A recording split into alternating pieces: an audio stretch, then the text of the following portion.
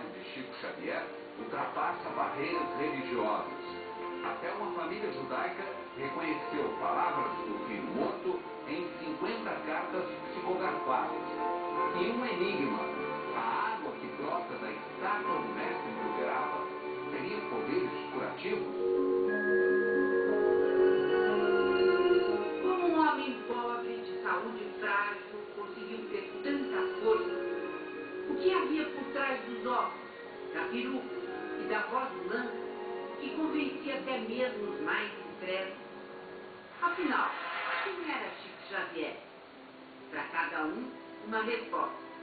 Ele veio com uma missão maravilhosa, isso aí ninguém tem dúvida. Para mim, ele era simplesmente meu pai. Quem era esse mineiro de pouco estudo? Chico Xavier foi o maior paranormal, o maior sensitivo da história da humanidade. Era um grande professor. É um marco divisor do espiritismo. Que poder tinha esse homem? Esse homem veio enviado de Deus. Era o Chico, nosso amigo, nosso apoio para tudo, né? Que homem foi esse que trazia para as mães o conforto de mensagens dos filhos mortos? Que ele nos envolvia, a nós mães, com tanto amor, com tanto carinho, e numa empatia tal que ele sofria conosco, que ele nos consolava. Célia é da mesma cidade de Minas Gerais onde Chico nasceu, Pedro Leopoldo. Conheceu o médium quando ainda era criança. Quando em 83 perdeu o filho Rangel com 3 anos de idade, num acidente banal, foi a Chico a quem recorreu. Eu coloquei os 2 braços no joelho dele assim, abaixei a cabeça e chorei. E naquele momento eu fui envolvida por uma paz tão grande, um bem-estar tão grande. As mães que já perderam filhos sabem o que eu estou dizendo. Aquele nó na garganta, aquele coração como se tivesse mãos de ferro apertando. E naquele momento aquilo tudo tinha ido embora. Eu levanto os olhos, ele estava olhando para mim e falou comigo assim: não sou eu não, minha filha. É o seu filhinho que chegou aí por trás e te abraçou. Mas não foi só. Chico psicografou mensagens que teriam vindo de Rangel. E a mãe não duvida que eram palavras do filho. Eu não precisava de nenhuma prova que era ele.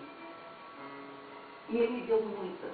E aí a gente encontra na mensagem de Chico os nomes do meu pai, da minha irmã que havia partido em 1972, de uma tia do meu marido que havia partido aos 18 anos em 1954.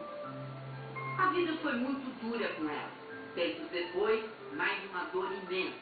A morte da filha, Mariana, com 27 anos.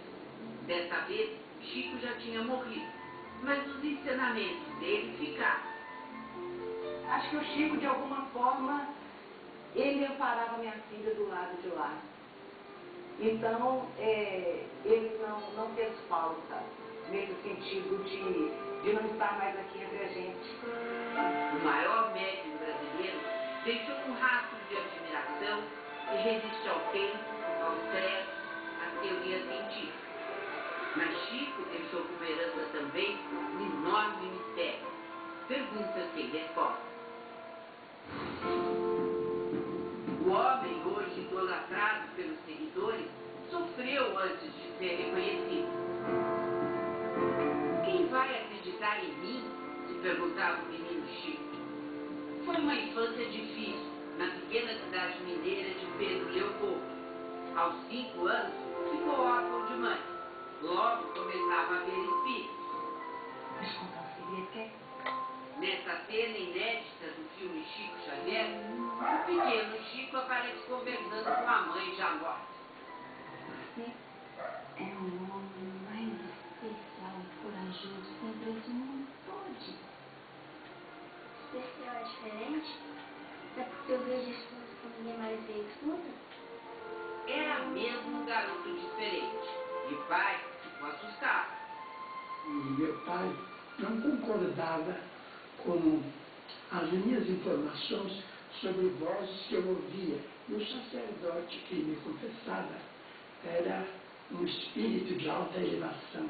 Ele então me aconselhou a aceitar um emprego aos 10 anos de idade. Para que meu pai, impressionado com o que eu dizia, não promovesse a minha entrada no sanatório. Eu me entreguei numa fábrica de tecidos. Aos 21 anos, desacreditado, chamado de louco por muita gente, algumas vezes Chico Xavier se recolhia e vinha descansar e pensar à beira deste açude.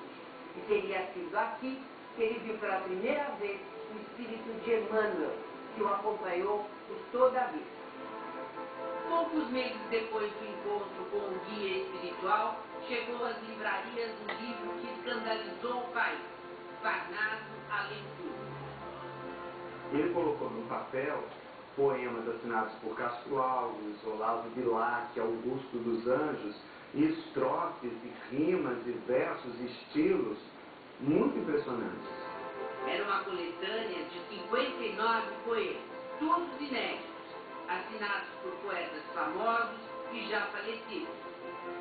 Todos os jornalistas da época, acadêmicos da época, ficaram impressionados também. Por causa daquele livro, o Chico virou alvo de sucessivas investigações, né? Então, como se explica isso? Porque ele dizia, os livros não me pertencem, eu não escrevi nada, eles, os espíritos, escreveram. Foi a primeira obra de uma intensa produção literária, sucesso de venda. Mas Chico nunca recebeu um centavo. Viveu com o salário de escriturário até se aposentar.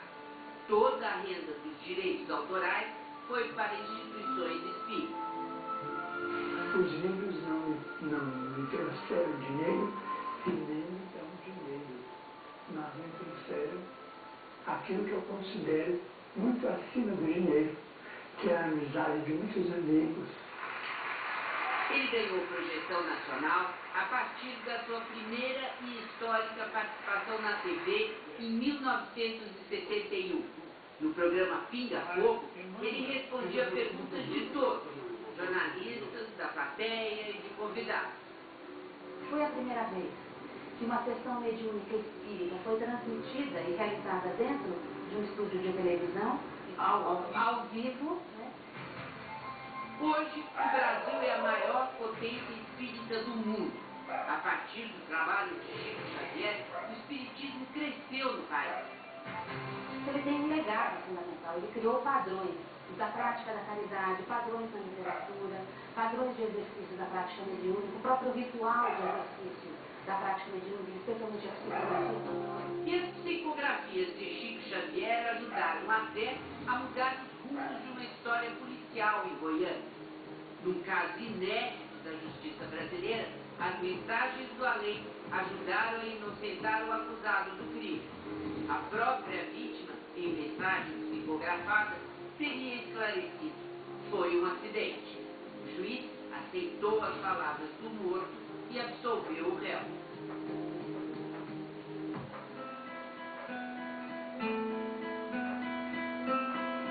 Fé, crença no espiritismo ou uma questão de confiança? Chico Xavier ganhou respeito e superou barreiras em várias religiões. Foi assim com a família Muscati, uma típica família judia, numerosa e extremamente religiosa. Moradores de São Paulo, todas as sextas-feiras se reúnem para celebrar o Shabat, o sábado judeu, dia de descanso e orações. Mas um drama familiar os aproximou de forma profunda a Chico Xavier. Eu conto ele, o melhor homem que eu conheci. O Chico Xavier, junto com meus filhos e meu marido, me deram o alicerce para que eu pudesse me manter em pé e continuar a viver. A morte inesperada do filho primogênito, Roberto, há 31 anos, abalou intensamente a família. Aos 19 anos, ele fez uma cirurgia de desvio de septo e sofreu um choque anafilático, uma reação alérgica súbita, com os medicamentos pós-cirúrgicos, e não resistiu.